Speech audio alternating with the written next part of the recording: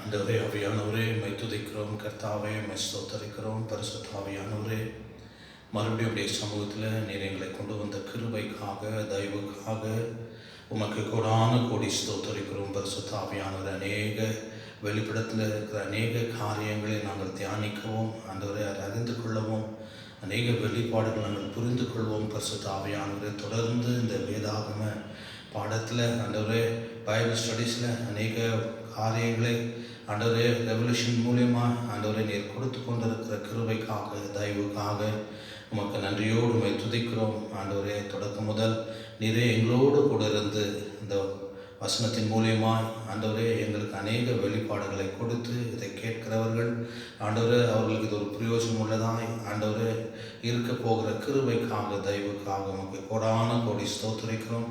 தொடர்ந்து எங்களை பலப்படுத்தும் இயேசுவின் நாமத்தில் ஜெபிக்கிறோம் நல்ல பிதாவே, ஆமென், அல்லேலூயா. ஆகவே பரிசுத்த ஆவியானவர் இந்த நாளில் மறுபடியும் இந்த வெளிப்படுத்தின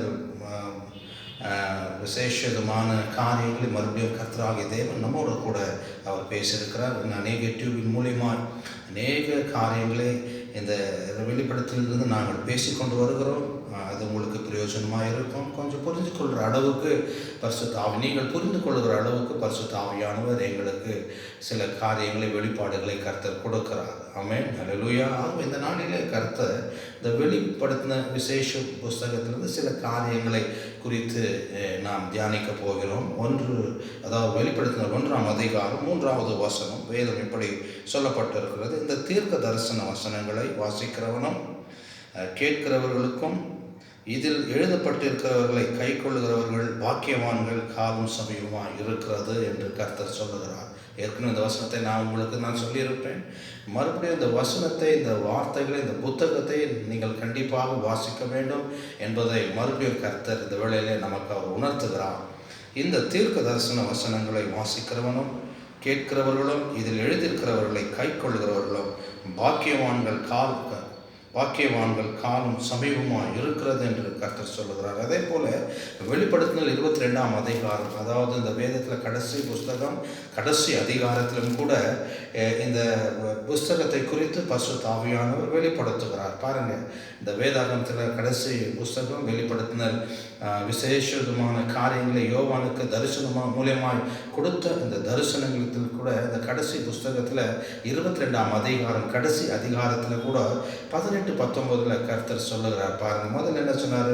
வெளிப்படுத்தினல் 1ஆம் அதிகாரம் 3வது வசனத்தில் இந்த தீர்க்க தரிசன வசனங்களை வாசிக்கிறவனும், ஆமென், இந்த புஸ்தகத்தில் சொல்லப்பட்டிருக்கிற ஒவ்வொரு வசனங்களை வாசிக்கிறவனும் கேட்கிறவர்களும் இதில் எழுதியிருக்கிறவர்களை கை கொள்கிறவர்களும் பாக்கியவான்கள் என்று வேதம் சொல்லப்பட்டிருக்கிறது. அதே போல் இந்த புஸ்தகத்தை வாசிக்கிறவர்கள் எப்படி இருக்க வேண்டும், எப்படி வாசிக்க வேண்டும், எப்படி பேச வேண்டும் என்பதை குறித்து வேதத்தின் மூலியமாக கர்த்தர் இந்த வேளையில் கடைசி புஸ்தகம் வெளிப்படுத்தினல் 22ஆம் அதிகாரம் 18-19 உள்ள வசனங்களை வாசிக்கும் பொழுது வேதம் இப்படி சொல்லப்பட்டிருக்கிறது: இந்த புஸ்தகத்தில் உள்ள தீர்க்க தரிசன வசனங்களை கேட்கிற யாவரும், அருமையாக சொல்கிறார் பாருங்கள், இந்த புஸ்தகத்தில் உள்ள தீர்க்க தரிசன வசனங்களை கேட்கிற யாவரும் நான் சாட்சியாக எச்சரிக்கிறதாவது, ஒருவன் இவைகளோடு எதையாகிலும் கூட்டினார், இந்த புஸ்தகத்தில் எழுதியிருக்கிற வாதைகளை தேவன் அவன் மேல் கூட்டுவார். பாருங்கள், ரொம்ப எச்சரிக்கையாக அந்த வசனத்தை வாசிக்க வேண்டும். இந்த எச்சரிக்கை சத்தத்தை கர்த்தர் கொடுக்கிறார். ஆகவே இந்த புஸ்தகத்தில் சொல்லப்பட்டிருக்கிற காரியங்களை நாம் சரிவர நாம் பேச வேண்டும், வாசிக்க வேண்டும். அதன்படி தேவன் ஆவியானவர் சொல்லுகிற மூலியமாய் நாம் பிரசங்கப்பட வேண்டும் என்று வேதம் சொல்லப்பட்டிருக்கிறது. இந்த புஸ்தகத்தில் உள்ள தீர்க்க தரிசன வசனங்களை கேட்கிற யாவருக்கும் நான் சாட்சியாக எச்சரிக்கிறதாவது,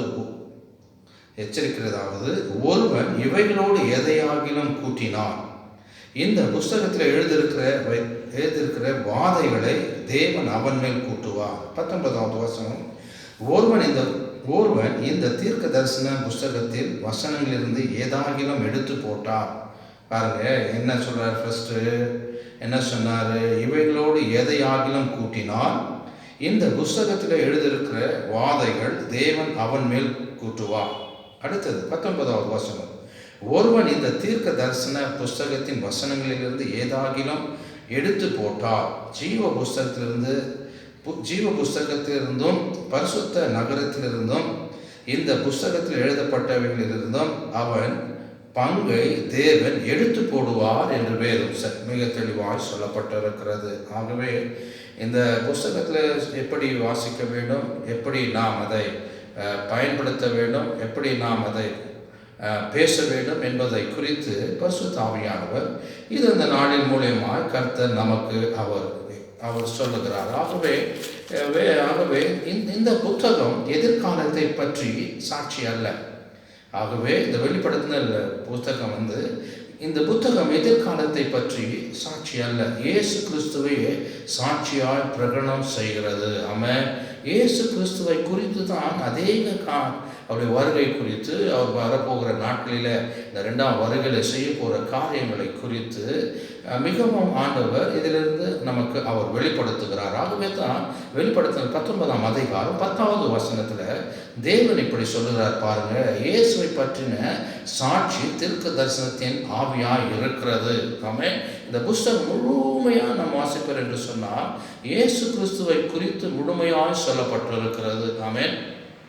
அவர் மறுபடியும் வருவார், இந்த உலகத்தில் என்ன நடக்கும், அந்தி கிறிஸ்துவின் காலங்கள் எப்படி இருக்கும், எப்படி அவர் ஆட்சி செய்வார், எப்படி அந்த கிறிஸ்துவை அவர் நொறுக்குவார் என்பதை குறித்து ஆவியானவர் எழுதியிருக்கிறார் என்பதை வெளிப்படுத்தின ரெவலேஷன் சாப்டர் 19:10 அவரை குறித்து எழுதியிருக்கிறது. அதாவது இயேசுவை பற்றின சாட்சி தீர்க்க தரிசனத்தின் ஆவியாய் இருக்கிறார் என்பதை வேதத்தின் மூலியமாய் கர்த்தர் வெளிப்படுத்துகிறார். வேதாகமத்தில் உள்ள வேறு எந்த புத்தகத்தையும் காட்டிலும் இந்த புஸ்தகத்தில் முக்கியமான ஒரு காரியங்களை கர்த்தர் எல்லா புஸ்தகத்தை காட்டிலும், எல்லா நிருபங்களை காட்டிலும், எல்லா சுவிசேஷத்தை காட்டிலும், எல்லா தீர்க்க தரிசன புஸ்தகத்தை காட்டிலும் இதில் ஒரு விசேஷமான ஒரு காரியம் இருக்கிறது என்பதை ஆண்டவர் நமக்கு வெளிப்படுத்துகிறார். என்ன? வேதாகமத்தில் உள்ள வேறு எந்த புத்தகத்தை காட்டிலும் இந்த வெளிப்படுத்தின விசேஷ புஸ்தகம் சாத்தானை கடுமையாய் எதிர்க்கிறது. ஆமென். அல்லேலூயா. சாத்தானை குறித்து அதிகமாய் இந்த இடத்துல பேசப்பட்டிருக்கிறது. அதாவது இந்த வெளிப்படுத்தின விசேஷ புஸ்தகம் சாத்தானை கடுமையாய் எதிர்க்கிறது. காரணம், சாத்தான் அடைய போகும் தோல்வியும் அவன் மீது வரப்போகிற நியாய தீர்ப்பையும் குறித்து இந்த வேதத்தில் மிக தெளிவாய் சொல்லப்பட்டிருக்கிறது. ஆமென். அல்லேலூயா. இந்த வெளிப்படுத்தின விசேஷ புஸ்தகம் சாத்தானை கடுமையாய் எதிர்க்கிறது. காரணம், சாத்தான் அடைய போகும் தோல்வியும் அவன் மீது வரப்போகிற நியாய தீர்ப்பையும் சாத்தானுக்கு கடைசி நாட்டில் நடக்க போகிற காரியங்கள் இந்த புஸ்தகத்தில் எழுதப்பட்டிருக்கிறது என்று நாம் வேதத்தின் மூலியமாய் நான் பார்க்கிறோம். ஆமென். அல்லேலூயா. ஆகவே இதற்கு முன்பதாக அநேக யூடியூபின் மூலியமாய், ஃபேஸ்புக் மூலியமாய் இந்த வெளிப்படுத்தலுடைய காரியங்கள் அதில் இருக்கிற ஒவ்வொரு வசனங்களை எடுத்து நாம் தியானித்து கொண்டு வருகிற இந்த நாட்களில் இந்த நாளிலும் கூட சில வசனங்களை எடுத்து நாம் தியானித்து கொண்டு வருகிறோம். ஆகவே இந்த வெளிப்படுத்துதல் புஸ்தகத்தில் எதையெல்லாம் குறிக்கிறது, சில காரியங்கள் எல்லாம் உங்களுக்கு நான் சொல்லுகிறேன். வலு சர்ப்பங்களை குறித்து சொல்லப்பட்டிருக்கிறது, குத்து விளக்குகளை குறித்து சொல்லப்பட்டிருக்கிறது, மிருக ஜீவன்களை குறித்து சொல்லப்பட்டிருக்கிறது, கோப கலசங்களை குறித்து இந்த இடத்துல சொல்லப்பட்டிருக்கிறது, அடையாளங்களை குறித்து இந்த புஸ்தகத்தில் சொல்லப்பட்டிருக்கிறது, சின்னங்களை குறித்து இந்த புஸ்தகத்தில் சொல்லப்பட்டிருக்கிறது, தூதர்களின் எக்காலங்களை குறித்து இந்த புஸ்தகத்தில் சொல்லப்பட்டிருக்கிறது, நட்சத்திரங்களை குறித்து சொல்லப்பட்டிருக்கிறது, சக்கரங்களை குறித்து சொல்லப்பட்டிருக்கிறது, கொம்புகளை குறித்து சொல்லப்பட்டிருக்கிறது, கண்களை குறித்து சொல்லப்பட்டிருக்கிறது, குதிரை குறித்து சொல்லப்பட்டிருக்கிறது, ராஜ்யங்களை குறித்து சொல்லப்பட்டிருக்கிறது, முத்திரை போடப்பட்டவர்களை குறித்து சொல்லப்பட்டிருக்கிறது, தலைகளை குறித்து சொல்லப்பட்டிருக்கின்றது போல பலவிதமான காரியங்களை குறித்து வேதத்தின் மூலியமாக இதை குறித்து நாம் பார்க்கிறோம். அல்லேலூயா. அல்லேலூயா. ஆகவே கர்த்தருடைய சித்தம் இருந்தால் வருகிற நாட்களில் இதைகளை குறித்து நாம் ஒவ்வொன்றை குறித்து நாம் தியானிக்க போகிறோம். ஆமென். அல்லேலூயா. ஆகவே நட்சத்திரங்களை எதை குறிக்கிறது என்று சொன்னால் சபை தூதர்களை குறித்து சொல்லுகிறது. ஒரு 2-3 மாத்திரம் உங்களுடைய கவனத்திற்கு நான் கொண்டு வருகிறேன். ஒன்று, நட்சத்திரங்கள், அதாவது சபை தூதர், நட்சத்திரங்கள் சபை தூதர்கள் என்று சொல்லப்பட்டிருக்கிறது. குத்து விளக்கு, அதாவது குத்து விளக்கு ஆமென், சபைகளை குறித்து பேசுகிறது. அதாவது நட்சத்திரங்கள் சபை தூதர்களை குறித்து பேசுகிறது. குத்து விளக்கு சபைகளை குறித்து பேசுகிறது. கொம்பு வல்லமையை குறித்து பேசுகிறது. சக்கரங்கள் பூமியில் நிகழும் சூழ்நிலைகளையும் சம்பவங்களையும் குறித்து பேசுகிறது. கண்கள் 7 விதமான பரிசுத்த ஆவியை குறிக்கிறது. ஆமென், அல்லேலூயா. ஆகவே இந்த நாளிலே நாம் எடுத்துக்கொள்ளப்பட்ட ஒரு செய்தி. ஆமென், அல்லேலூயா. அதாவது தானியேல் புஸ்தகம் 2ஆம் அதிகாரத்தில் சொல்லப்பட்டிருக்கிற அத்தனை காரியங்களும் வெளிப்படுத்தல் 13ஆம் அதிகாரம் 1 வசனத்தில் சொல்லப்பட்டிருக்கிறது. ஆகவே இயேசு கிறிஸ்து இந்த உலகத்தில் இருக்கும் பொழுது வருகிற பொழுது என்னென்ன காரியம் நடக்கும் என்பதை தீர்க்க தரிசனமாய் தானியேல் புஸ்தகத்தில் சொல்லப்பட்டு இருந்தது. அந்த தானியேல் புஸ்தகத்தில் 2ஆம் அதிகாரத்தில் சொல்லப்பட்ட அந்த காரியங்கள் இந்த வெளிப்படுத்தின 13ஆம் அதிகாரம் முதல் வசனம் இப்படி சொல்லப்பட்டிருக்கிறது. பின்பு நான் கடற்கரை மணலின் மேலே நின்றேன். அப்பொழுது சமுத்திரத்திலிருந்து ஒரு மிருகம் எழும்பி வர கண்டேன். அதற்கு 7 தலைகளும் 10 கொம்புகள் மேலும் 10 முடிகளும் அதன் தலையின் மேல் தூஷணமான நாமம் இருந்தது. அல்லேலூயா, அல்லேலூயா. இந்த வசனத்தையும் நாம் வாசிக்கும் பொழுது தானியேல் புஸ்தகம் 2ஆம் அதிகாரத்தில் அதாவது நேபுகாத்நேசர் நேசருக்கு ஒரு தரிசனத்தை அவன் பார்க்கிறான். அவன் திடீர்னு விழித்து கொண்ட உடனே அந்த தரிசனத்தின் விளக்கம் தெரியாமல் அவன் அந்த நாட்டில் கலங்கி கொண்டிருக்கிறான். அதை குறித்து தான் நாம் தொடர்ந்து இந்த வசனத்தின் மூலியமாய், அதாவது இங்கு என்ன சொல்லப்பட்டிருக்கிறதோ அதே தானியேல் புஸ்தகம் 2ஆம் அதிகாரத்தில் சொல்லப்பட்டிருக்கிறது. தானியேல் புஸ்தகம் 2ஆம் அதிகாரத்தில் என்ன சொல்லப்பட்டிருக்கிறதோ அதை வெளிப்படுத்தின 13ஆம் அதிகாரம் 1 வசனத்தில் சொல்லப்பட்டிருக்கிறது. ஆமென், அல்லேலூயா. ஆக வெளிப்படுத்தின 13ஆம் அதிகாரம் 1 வசனத்தில் ஆண்டவர் இப்படி நமக்கு அவர் சொல்லுகிறார். ஆகவே இந்த பைபிள் ஸ்டடீஸில் இந்த வேதாகம பாடத்தில் நீங்கள் இதை புரிந்து கொள்வீர்கள் என்று நான் நினைக்கிறேன். உங்கள் மூலியமாகவும் பரிசுத்த ஆவியானவர் அநேக வெளிப்பாடுகள் இந்த வசனத்தின் மூலியமாய் கர்த்தர் உங்களுக்கு அவர் கொடுப்பார். வெளிப்படுத்தின 13ஆம் அதிகாரம் 1 வசனம். பின்பு நான் கடற்கரை மணல் மேல் நின்றேன். அப்பொழுது சமுத்திரத்திலிருந்து ஒரு மிருகம் எழும்பி வர கண்டேன். அதற்கு 7 தலைகளும் 10 கொம்புகளும் இருந்தன. அதன் கொம்புகளின் மேல் 10 முடிகளும் அந்த தலையின் மேல் தூஷணமான நாமமும் இருந்தது என்று வேதம் சொல்லப்பட்டிருக்கிறது. அல்லேலூயா.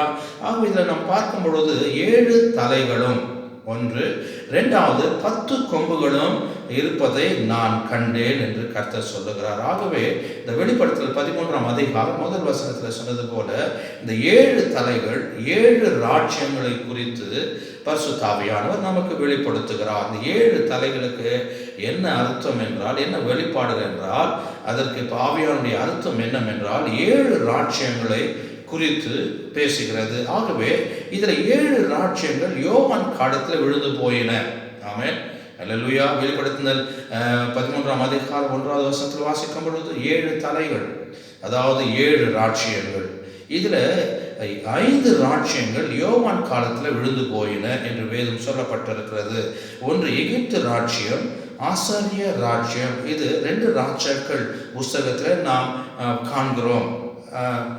பெருசியர்களின் ராஜ்யம், பாபிலோன் ராஜ்யம், மகா அலெக்சாண்டர் ஆண்ட கிரீஸ் ராஜ்யம், இவர்களெல்லாம் தானியேல் தீர்க்கதரிசன புஸ்தகத்தில் நாம் வாசிக்கிறோம். ரோமர் ராஜ்யம், யோவான் காலத்தில் இருந்த ரோமன் நகரமே, அதாவது கடைசியான ராஜ்யம், 7வது ராஜ்யம், இனி வர போகிற அந்தி கிறிஸ்துவின் ராஜ்யம். அல்லேலூயா. ஆகவே இந்த 7 தலைகளும் 10 கொம்புகளும் என்ன எதை குறிக்கிறது என்று சொன்னால் 7 தலைகள் 7 ராஜ்யங்கள். ஆமென், அல்லேலூயா, அல்லேலூயா. ஆகவே 7 தலைகள் 7 ராஜ்யங்கள். அதாவது இதில் 5 ராஜ்யங்கள் யோவான் காலத்தில் விழுந்து போயின. அதாவது எகிப்து ராஜ்யம், ஆசிரிய ராஜ்யம். 2 ராஜாக்கள் புஸ்தகத்தில் இதை நாம் வாசிக்கிறோம். பெருசியர்களின் ராஜ்யம், பாபிலோனின் ராஜ்யம், மகா அலெக்சாண்டருடைய கிரீஸ் ராஜ்யம் தானியேல் தீர்க்கதரிசன புஸ்தகத்தில் நாம் வாசிக்கிறோம். ரோமர் ராஜ்யம், யோவான் காலத்தில் இருந்த ரோமன் நகரமே. 7வது ராஜ்யம், இனி வரப்போகிற அந்தி கிறிஸ்துவின் ராஜ்யம். அல்லேலூயா. ஆகவே அந்த 7 தலைவர்களை குறித்து நாம் பேசினோம். இப்போது 10 கொம்புகள் 10 ராஜ்யங்கள். ஆமென், அல்லேலூயா, அல்லேலூயா. என்ன சொல்றாரு? 7 ராஜ்யங்கள். அல்லேலூயா, அல்லேலூயா. 7 தலைகள், 7 ராஜ்யங்கள். இங்கு 10 கொம்புகள் எதை குறிக்கிறது? 10 ராஜாக்களை குறிக்கிறது. ஆமென், அல்லேலூயா. இதை குறித்து நாம் வெளிப்படுத்தின 17ஆம் அதிகாரம் 7, 8, 9 உள்ள வசனங்களை வாசிக்கும் பொழுது இந்த ராஜ்யாக்களை குறித்து வேதத்தில் சொல்லப்பட்டிருக்கிறது. ஆமென், அல்லேலூயா, அல்லேலூயா. இந்த நாட்களிலே அந்த ராஜ்யத்தை நாம் காண்கிறோம். இன்று ஐரோப்பியா பொது சந்தை, அதாவது யூரோப்பியன் காமன் மார்க்கெட், 10 தேசங்கள் உட்டமைப்பு உருவாக்கி இருப்பதை நாம் அறிந்திருக்கிறோம். ஆமென். இந்த 10 தேசங்களும் ஒன்றாகி பூமியில பலத்த சத்துவத்தை பெற்றதாய் விளங்கு போயிருக்கிறது. முக்கியமாய் பொருளாதாரத்தில் இந்த 10 நாடுகள் முக்கியமான ஒரு நாடுகளாய் இருக்கும். அது இப்பொழுது நடந்து கொண்டிருக்கிறதை நாம் அநேக வேதத்தை, அநேக நியூஸ் மூலியமாக, அநேக பேப்பர் மூலியமாக நாம் அறிந்து கொண்டிருக்கிறோம். இந்த சத்துவம் வெளியரங்கமாகும். கடைசி நாட்களிலே இந்த அதிகாரத்தை அந்தி கிறிஸ்து தன் கைக்குள்ள வைத்திருப்பான். இதைதான் வெளிப்படுத்தல் 13ஆம் அதிகாரம் 1வது வசனத்தில் சொல்லப்பட்டிருக்கிறது. ஆகவே இந்த 10 ராஜாக்களை அவன் ஒன்றாய் இணைத்து அவனுடைய கண்ட்ரோல்ல கடைசி நாட்களில் ஆமென் எல்லா அதிகாரத்தையும் அவன் செய்வான், அந்தி கிறிஸ்து செய்வான் என்று வேதத்தின் மூலியமாய் ஆவியானவர் வெளிப்படுத்தல் 13ஆம் அதிகாரம் 1வது வசனத்தில் சொல்லப்பட்டிருக்கிறது. ஆமென், அல்லேலூயா. ஆக வெளிப்படுத்தினல் 13ஆம் அதிகாரம் 1வது வசனத்தில் சொல்லப்பட்டிருக்கிற அந்த காரியங்கள் தானியேல் தீர்க்கதரிசியின் மூலியமாய் 2ஆம் அதிகாரத்தில் சொல்லப்பட்டிருக்கிறது. அல்லேலூயா. இந்த 7 ராஜ்யங்கள் 10 ராஜாக்களை குறித்து தானியேல் புஸ்தகத்தில் 2ஆம் அதிகாரத்தில் சொல்லப்பட்டிருக்கிறது. கடைசி நாட்களில் எழும்பி வரப்போகும் ராஜ்யத்தை குறித்து அறிவதற்கு தானியேல் புஸ்தகம் நமக்கு உதவுகிறது. ஆமென், அல்லேலூயா, அல்லேலூயா. நம்மளுக்கு ஒரு வார்த்தை கர்த்தர் ஒரு இடத்துல கொடுக்கிறார் என்று சொன்னால் அவருடைய விளக்கம் இங்கே அங்கே நம்ம வாசிக்கும் பொழுது நமக்கு அந்த காரியத்தில் இருக்கிற விளக்கத்தை கர்த்தர் நமக்கு வெளிப்படுத்துவார். அதே போல வெளிப்படுத்தல் 13:1 சொல்லப்பட்டிருக்கிற அந்த காரியங்கள் கடைசி நாட்களிலே எழுப்பி வரப்போகும் ராஜ்யத்தை குறித்து அறிவதற்கு தானியேல் புஸ்தகம் நமக்கு உதவுகிறது. ஆமென், அல்லேலூயா. தானியேல் 2ஆம் அதிகாரத்தில் நாம் முழுமையாய் வாசிக்கும் பொழுது வெளிப்படுத்தினல் 13ஆம் அதிகாரம் 1வது வசனத்துடைய எல்லா காரியத்தை குறித்து கர்த்தர் நமக்கு வெளிப்படுத்துகிறார். ராஜாவாகிய நேபுகாத்நேசர் ஒரு சொப்பனத்தை கண்டான். பாருங்க, தானியேல் புஸ்தகம் 2ஆம் அதிகாரத்தில் நான் வாசிக்கும் பொழுது 1லிருந்து 10 உள்ள வசனங்களை வாசிக்கும் பொழுது நேபுகாத்நேசர் ஒரு சொப்பனத்தை கண்டான். அந்த சொப்பனத்தை கண்ட மாத்திரத்தில் அதை மறந்து போனான். ஆமென், அல்லேலூயா. நல்ல ஒரு சொப்பனத்தை அவன் காண்டு கொண்டிருக்கிறான், பார்த்து கொண்டிருக்கிறான். ஆனால் திடீர்னு விழித்து உடனே அந்த சொல்லப்பட்டிருக்கிற அந்த சொப்பனத்தை அவன் பார்க்க முடியாமல் அவன் கலங்கி நிற்கிறான். ஆகவே அந்த சொப்னத்தை மறுபடியும் அவன் ரீகலெக்ட் பண்ண முடியவில்லை. ஆகவே என்ன செய்கிறான்? தானியேல் புஸ்தகம் 2ஆம் அதிகாரம் 12வது வசனத்தில் என்ன சொல்லப்பட்டிருக்கிறது? தானியேல் புஸ்தகம் 2ஆம் அதிகாரம் 12வது வசனத்தில் இந்த தீர்க்க தரிசன வசனங்களை வெளிப்படுத்தல் 13ஆம் அதிகாரம் 1 சொல்லப்பட்டிருக்கிற அந்த காரியங்களை இந்த தானியேல் புஸ்தகத்தின் மூலியமாக கர்த்தர் நமக்கு வெளிப்படுத்துகிறார். தானியேல் புஸ்தகம் 2ஆம் அதிகாரம் 1லிருந்து 10 உள்ள வசனங்களை வாசிக்கும் பொழுது நீங்கள் முழுமையாக இந்த வசனங்களை வாசிக்கும் பொழுது அவர் ஒரு தரிசனத்தை அவன் காண்கிறான், இந்த சொப்பனத்தில் காண்கிறான். அவன் அதை பார்த்து கொண்டு இருக்கும் பொழுது திடீரென்று அவன் விழித்து விடுகிறான். ஆகவே அதன் முழுமையான அர்த்தத்தை அவன் புரிந்து கொள்ள முடியாமல் அவன் கண் கலங்கி இருக்கும் பொழுது அந்த சொப்பனத்தை யாராவது சொல்லுவார்களா, அந்த முடிவு எனக்கு தெரியவில்லை என்று அவன் கலங்கி கொண்டிருக்கிற அந்த வேளையில அநேகரை அவன் அழைத்தான். ஆனால் அவர்களுக்கு சொல்ல முடியாமல் போய்விட்டது. தானியேல் புஸ்தகம் 2ஆம் அதிகாரம் 12வது வசனத்தில் வேதம் இப்படி சொல்லப்பட்டிருக்கிறது. ஆகவே இந்த வசனத்தை குறித்து பேசும்படிக்காக அநேக ஞானிகளை, அநேக சாஸ்திரிகளை, அநேக காரியங்களை சொல்லுகிறவர்களை, குறி சொல்லுவர்களை அழைத்தான். ஆனால் அவர்களால் இந்த தரிசனத்தை முழுமையாக சொல்ல முடியவில்லை. யாரெல்லாம் அழைத்தானோ அவர்களெல்லாம் சொன்னார்கள், ஐயா நீங்கள் என்ன தரிசனத்தை கண்டீர்களே அதை சொல்லுங்கள், அதற்குரிய விளக்கத்தை நான் உங்களுக்கு சொல்லுகிறேன் என்று சொன்னார்களே தவிர, ஆனால் அந்த தரிசனத்தை அவர்களால் சொல்ல முடியவில்லை. காரணம், அந்த தரிசனத்தை முழுமையாய் நேபுகாத்நேசர் நேசரால் பார்க்க முடியவில்லை. அதற்குள்ளே அவன் விழித்து கொண்டான். அவனுக்கு அந்த தரிசனத்தை தெரியவில்லை. ஆனால் வந்த சாஸ்திரிகள், வந்த ஞானிகள், ஐயா நீங்க எதை தரிசனத்திலே நீர் கண்டீர்களோ அதை சொல்லுங்கள் என்று சொன்னார். ஆனால் அவன் சொல்ல முடியாமல் போனது நிமித்தம் அவர்களால் அந்த தரிசனத்தை சொல்ல முடியாமல் நின்று கொண்டிருக்கும் அந்த வேளையிலே ராஜாவுக்கு மகா கோபம் வந்து என்ன நடந்தது? தானியேல் புஸ்தகம் 2ஆம் அதிகாரம் 12வது வசனத்துல, இதன் நிமித்தம் ராஜா மகா கோபமும் உக்கிரம கோபம் கொண்டு பாபிலோனில் இருக்கிற எல்லா ஞானிகளையும் கொலை செய்யும்படி கட்டளையிட்டான். ஆமென், அல்லேலூயா. அவனுக்கு வந்த தரிசனம், அவனுக்கு வந்த சொப்பனம் அவனால் பார்க்க முடியவில்லை, விழித்து விட்டான். ஆனால் வந்துகிற ஞானிகள், சாஸ்திரிகள் என்ன சொன்னார்கள்? அப்பா ராஜாவே, நீ என்ன சொப்பனத்தில் கண்டீரோ அதை இன்னும் கொஞ்சம் சொல்லுங்க, அப்படி விளக்கத்தை நான் சொல்றேன் அப்படின்னு கேட்கும் பொழுது அவர் அந்த விளக்கத்தை சொல்ல முடியாமல் அவர் இருக்கும் பொழுது, ஆகவே மகா கோபம் அடைந்து என்ன நடக்கிறது, என்ன செய்தான்? இதன் நிமித்தம் ராஜா மகா கோபம் உக்கிரமும் கொண்டு பாபிலோனில் இருக்கிற எல்லா ஞானிகளையும் கொலை செய்யும்படி கட்டளையிட்டான். ஆமென், அல்லேலூயா. ஆகவே பாபிலோனில் இருக்கிற எல்லா ஞானிகளையும் நீ கொலை செய்யணும் அப்படின்னு ஒரு கட்டளையிட்டான். ஆகவே அதாவது அப்பொழுது தானியேலுக்கும் அந்த ஆபத்து வந்தது என்று வேதம் சொல்லப்பட்டிருக்கிறது. ஆகவே இந்த தரிசனங்களை, இந்த சொப்பனங்களை ஆமென் தெரிந்து கொள்வதற்காக தானியேலிடத்தில் வந்து நிற்கிறார்கள் அந்த ஞானிகள். ஆமென். இந்த இடத்துல 2 காரியங்களை குறித்து தானியேல் யோசிக்கிறான். அதாவது ஒன்று, ஞானிகளை அவன் கொலை செய்ய போகிறான்.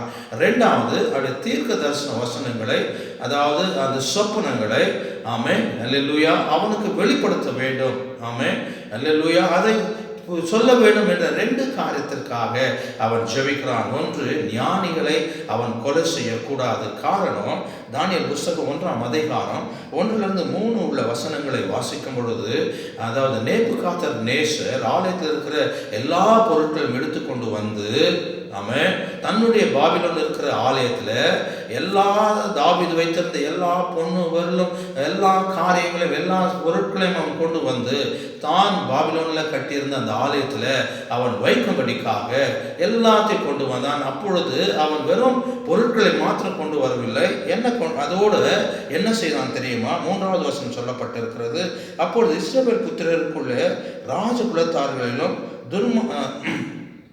துரை மக்களில் உள்ள யாதொரு மாசும் இல்லாதவர்களும் அழகானவர்களும் சகல ஞானத்திலும் தேற்றினவர்களும் அறிவில சிறந்தவர்களும் கல்வி நிபுணர்களும் ராஜாவின் அரண்மனைகளை சேவிக்க எல்லாரையும் அவன் கொண்டு வந்தான். வெறும் பொருட்கள் மாத்திரம் கொண்டு வரல, ஞானமுள்ள ஜனங்களை அவன் கொண்டு வந்தான் என்று வேதம் சொல்லப்பட்டிருக்கிறது. ஆகவே தன்னுடைய ஜனங்கள் அழிந்து போகாதபடிக்கு, கொலை செய்யாதபடிக்கு ஒரு பக்கம் அவன் தேவனை நோக்கி ஜெபித்தான், இன்னொரு பக்கம் அவன் நேபுகாத்நேசருக்கு வந்த அந்த காரியத்தை, அந்த சொப்னத்தை சொல்லும்படி அவன் ஜெபித்தான். தானியேல் புஸ்தகம் 2ஆம் அதிகாரம் 16-20 உள்ள வசனங்களை வாசிக்கும் பொழுது அவன் தேவனை அவன் நோக்கி ஜெபித்தான் என்று வேதம் தெளிவாய் சொல்லப்பட்டிருக்கிறது. தானியேல் புஸ்தகம் 2ஆம் அதிகாரம் 16-20 உள்ள வசனங்களை வாசிக்கும் பொழுது, இதை அறிந்தவர்கள் தானியேல் அணுகினார்கள். தானியேல் மறைப்பொருளை கிடைக்கும்படி ஜெபித்தான், பரலோக தேவனை நோக்கி அவன் ஜெபித்தான் என்று வேதம் சொல்லப்பட்டிருக்கிறது. தானியேல் புஸ்தகம் 2ஆம் அதிகாரம் 24வது வசனம், ஜெபத்திற்கு பிறகு ஞானிகளை அழைத்தான். அல்லேலூயா. ஆகவே நீங்கள் எதை குறித்து நீங்கள் கவலைப்பட வேண்டிய அவசியம் இல்லை. நான் தேவனுடைய சமூகத்தில் நான் ஜெபிக்க போகிறேன், இந்த வெளிப்பாடுகளுக்கு நான் ஜெபிக்க போகிறேன். இந்த காரியம் உலகத்தில் இருக்கிற யாராலும் சொல்ல முடியாது. இந்த சொப்பனத்தை தேவன் ஒருவரால் தான், பரலோகத்தில் இருக்கிற அவர் தேவன் ஒருவரால் தான் இது சொல்ல முடியும் என்று அவன் ஜெபித்தான். அல்லேலூயா. அவன் ஜெபித்த பிறகு அல்லேலூயா யாரிடத்தில் கட்டளை கொடுத்தானோ கொலை செய்யும்படிக்கு அவனை அழைத்து, இதோ அந்த சொப்பனத்தை நான் ராஜாவுக்கு சொல்ல போகிறேன், ஆகவே என்னை அந்த இடத்துல நேபுகாத்நேசர் இடத்துல என்னை கொண்டு போங்கள் என்று தானியேல் புஸ்தகத்தில் ஆமென் 2ஆம் அதிகாரம் 24வது வசனத்தில் அவன் சொன்னான். அல்லேலூயா. ஆகவே தானியேல் புஸ்தகம் 2ஆம் அதிகாரம் 27-28 உள்ள வசனங்களை வாசிக்கும் பொழுது, இந்த தரிசனங்களை யாராலும் சொல்ல முடியாது, ஆனால் பரலோகத்திற்கு தேவன் ஒருவரை தான் சொல்ல முடியும் என்பதை ஜெபத்தின் மூலியமாய் அவன் அறிந்து கொண்டு தானியேல் இடத்திலே வந்து நிற்கிறான். ஹல்லேலூயா, ஹல்லேலூயா, ஹல்லேலூயா. தானியேல் புஸ்தகம் 2ஆம் அதிகாரம் 27-28 உள்ள வசனங்களை வாசிக்கும் பொழுது, தானியேல் ராஜ சமூகத்தில் பிரதித்திரமாக ராஜாவை கேட்கிற மறைப்பொருள்களை ராஜாவை தெரிவிக்க ஞானிகளாலும் ஜோசியர்களாலும் சாஸ்திரிகளாலும் குறி சொல்லவர்களாலும் கூடாது. மறைப்பொருள் வெளிப்படுத்துகிற பரலோகத்தில் இருக்கிற தேவன் கடைசி நாட்களிலே சம்பிப்பதை ராஜாவாகிய நேபுகாத்நேசருக்கு அவன் தெரிவிக்க வந்தான். ஹல்லேலூயா, ஹல்லேலூயா, ஹல்லேலூயா. அவன் என்ன செஞ்சான்? அவனுடைய தரிசனம் என்ன? அவன் எதை கண்டான்? ஒரு பெரிய சிலையை கண்டான், பயங்கரமான ஒரு சிலையை கண்டான். அந்த சிலையில் அந்த சிலையில எந்த காரியங்களை கண்டான் என்பதை குறித்து தானியேல் மூலியமாய் கர்த்தர் வெளிப்படுத்துகிறார். தானியேல் புஸ்தகம் 2ஆம் அதிகாரம் 31-33 உள்ள வசனங்களை வாசிக்கும் பொழுது வேதம் இப்படி சொல்லப்பட்டிருக்கிறது. ராஜாவே, நீர் ஒரு பெரிய சிலையை கண்டீர். அது பெரிய சிலை ரூப பயங்கரமாக இருந்தது. பாருங்க, தேவன் பரலோக ராஜ்யத்தில் இருக்கிற சிங்காசனத்தில் இருக்கிற தேவன் அவனுக்கு ஜெபத்தை கேட்டு அவனுக்கு ஒரு வெளிப்பாடை கொடுக்கிறார். அந்த வெளிப்பாடத்தில் என்ன சொல்றான்? ராஜாவே, நீர் ஒரு பெரிய சிலையை கண்டீர்.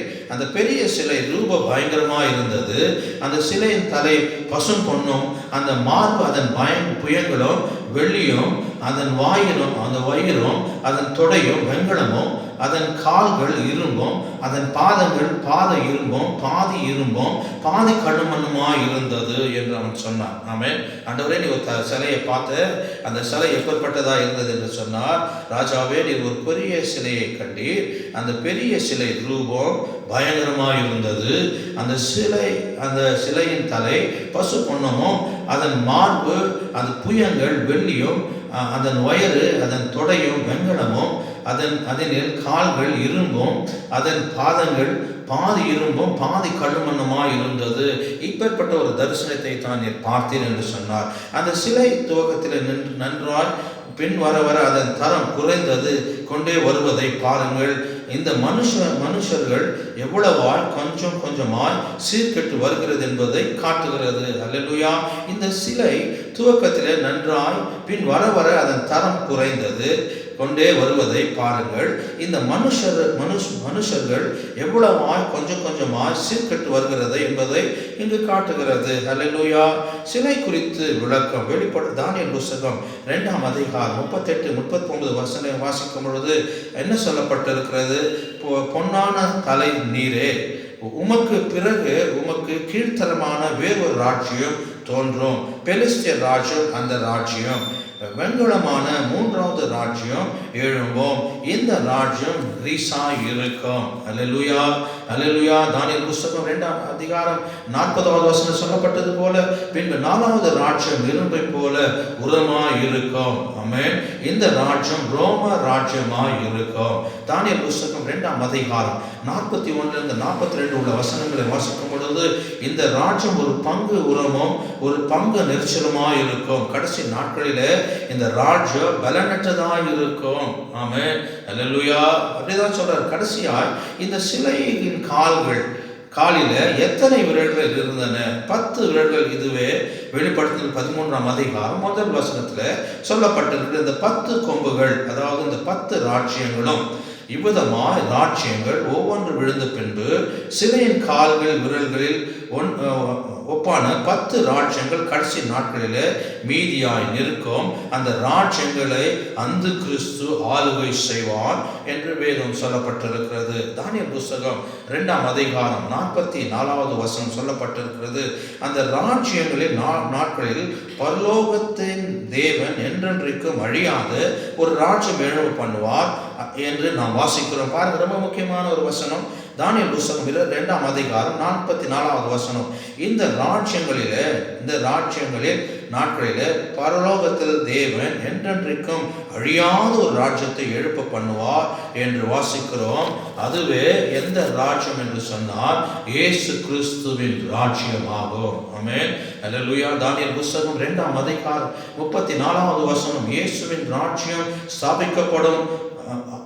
ஸ்தாபிக்கப்படும் பெரும் நிகழ்ச்சி தான் வசனத்தில் சொல்லப்பட்டிருக்கிறது. நீர் பார்த்து கொண்டிருக்கிற போதே கைகளால் பெயர்க்கப்படாத ஒரு கல் பெயர்ந்து உருண்டு வந்து அது அந்த சிலையை இரும்பு களிமண்ணாகி அதன் பாதங்களிலே மோதி அவைகளை நொறுக்கி போட்டது.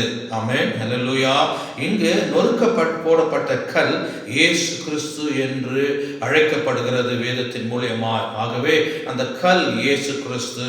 ஆமென். நீ பார்த்து கொண்டிருக்கும் போது கைகளால் பெயர்க்கப்பட்டாத ஒரு கல் பெயர்ந்து உருண்டி வந்து அந்த சிலை இரும்பு களிமண்ணாகிய அந்த பாதங்களை மோதி அவைகளை நொறுக்கப்பட்டது. இங்கு நொறுக்க போடப்பட்ட கல் இயேசு கிறிஸ்து கல் என்று அழைக்கப்படுகிறது. கடைசியாய் தானியேல் புத்தகம் 2ஆம் அதிகாரம் 35வது வசனம், ஒரு பெரிய பர்வதமாகிய பூமி எல்லாரும் நிரப்பிற்று. கடைசி நாட்களில் இயேசு கிறிஸ்துவின் ராஜ்யம் பூமி எங்கும் நிறைந்து ஸ்தாபிக்கப்படும். இந்த தரிசனத்தையே தேவன் தானியேலுக்கு கொடுத்தார் என்று வேதம் சொல்லப்பட்டிருக்கிறது. அல்லேலூயா, அல்லேலூயா. ஆகவே சொல்லப்பட்டிருக்கிற இந்த வசனங்களை நீங்கள் வாசிக்கும் பொழுது, ஆமென், அல்லேலூயா, அல்லேலூயா, அந்த சொல்லப்பட்டிருக்கிற இந்த வசனங்களை நீங்கள் வாசிக்கும் பொழுது அதற்கான ஏற்ற விளக்கங்களை கர்த்தர் உங்களுக்கு கொடுப்பார். ஆகவே நேபுகாத்நேசர் ஒரு சிலையை கண்டான். அதற்கு அவன் அந்த சிலையை அவன் முழுமையாய் காண முடியாமல் திடீர்னு அவன் விழித்துக் கொண்டது நிமித்தம் அதை அர்த்தத்தை புரிந்து கொள்ள முடியாமல் தானியேல் மூலியமாய் அந்த ராஜ்யங்களை குறித்து கர்த்தர் பேசினார். ஆமென், ஹல்லேலூயா, ஹல்லேலூயா, ஹல்லேலூயா.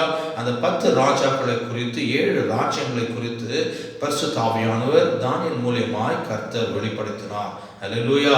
ஆக இந்த சிறிய இந்த வேத பாடகத்தில் நான் சொல்லப்பட்டிருக்கிற இந்த வசனங்களை நீ தானிக்கும் பொழுது கர்த்தர் இன்னும் அநேக வெளிப்பாடுகளை கர்த்தர் உங்களுக்கு கொடுப்பார். பரிசுத்த ஆவியானவரே, கர்த்தராகிய தேவனே, இந்த வேத பாடத்தில் சில காரியங்களை ஆண்டவரை கொஞ்சம் புரிந்து கொள்கிற அளவுக்கு இதை கேட்டுக்கொண்டு இருக்கிறவர்களுக்கு நீர் கொடுத்தீரையா, அதற்காக நன்றி.